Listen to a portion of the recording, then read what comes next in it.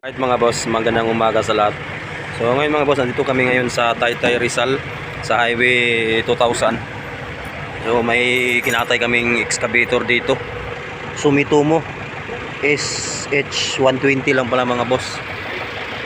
So ayan, kinatay dandahan para hindi mahirapan magpalabas nito. Itong pinakakatawan niya kasi nasa sulok. So maraming mga nakapaligid na tatanggalin, kaya pinatay dandahan. Subuhatin na namin ng itong dalawang crane na dala namin. So ayan, big rover crane and then unique crane. Ayan, mobile crane na rin ang tawag niya. Yung mga tropa, tinatanggal yung yung takip ng para i-freewheeling siya, pinaka-side motor nila. So ayan mga boss, magandang umaga po sa lahat, no? Naway gabayin po tayo ng Panginoong Diyos. God bless po sa ating lahat. Huwag niyong kalimutan mga boss, mag-like and subscribe sa ating YouTube channel, Mobilize Vlog. Paki-follow na rin po ako sa aking Facebook profile, Facebook page, Nicky Burungan. Ayan mga boss, magandang umaga sa lahat.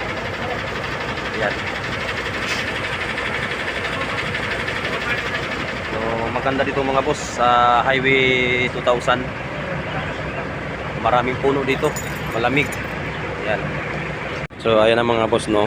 May mga tropang itik, tropang paralosi. Ayan. Nagkatay kami ng excavator SH120. So malaki, malapa din to. Old model na to. Dami ng dami ng mga dumi to. Sinaputa ng mga dumi. Ayan, to yung makina niya.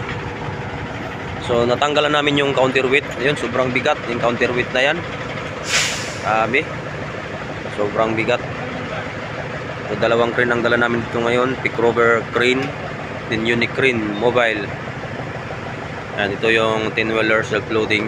So dyan namin kakarga yung counterweight, and then itong ulo niya, itong cab niya. Ayan mga boss. So natanggalan namin yung arm nito mga boss ng isang araw. So dalawang putol yung arm nito, yung pinaka ng bucket, no. So ayan.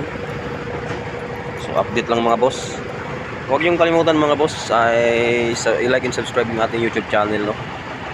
Ayan, huwag yung skip yung ads natin mga boss, tulong na rin sa ating vlog, no.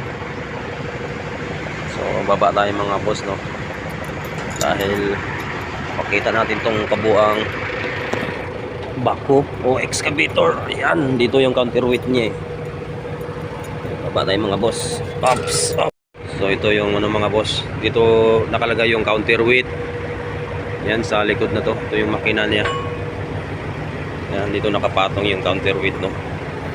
Ito yung vent pump niya, no, para gagana yung buong ng excavator, mga arm o anong supply na SH120 Sumitomo.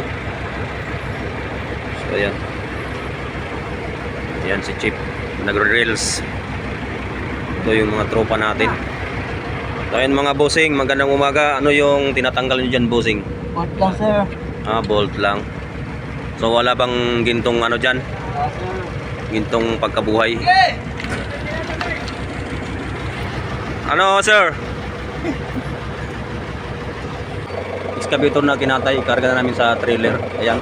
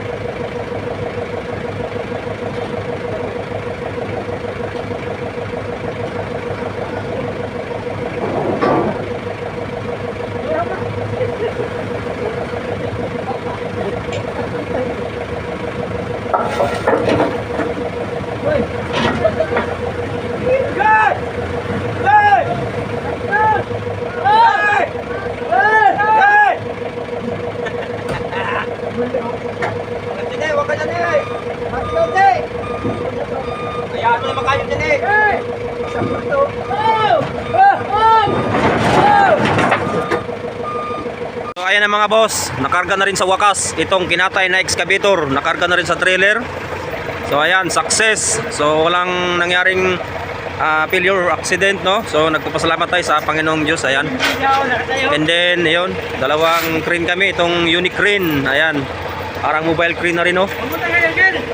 So ito, so itong excavator nito mga boss ay SH120 Sumitomo. So ayan, no? Yan yung mga tropa natin. So sayang-saya dahil nakarga na. So nagano din yung paghihirap, no? Nagbunga din yung paghihirap mga boss. Ayan, nakarga na sa trailer. Ito yung malupit natin na trailer driver ng Lubid Trailer. Ayan, si Maki Dinola aka Cuteness. Ayan. Ito si Alan Yorsua, chief mechanic namin yan mga boss. Ayan. Siya yung operator din. Then yung isa doon na crane, yung pick rover, ako din, no? So ayan, maraming salamat sa suporta mga boss. Natapos din yung paghihirap, no? Nasakay na rin tong excavator na katambak doon sa gilid. So napakahirap na, no? So ayan. So mamaya nang alis namin mga boss. Alas 10 ng gabi, no? Ayan, maraming salamat mga boss sa walang sawang suporta. Hanggang dito lang po yung video natin. Ayan, don't forget mga boss, like and share, comment below. Ayan, maraming salamat po. Peace out.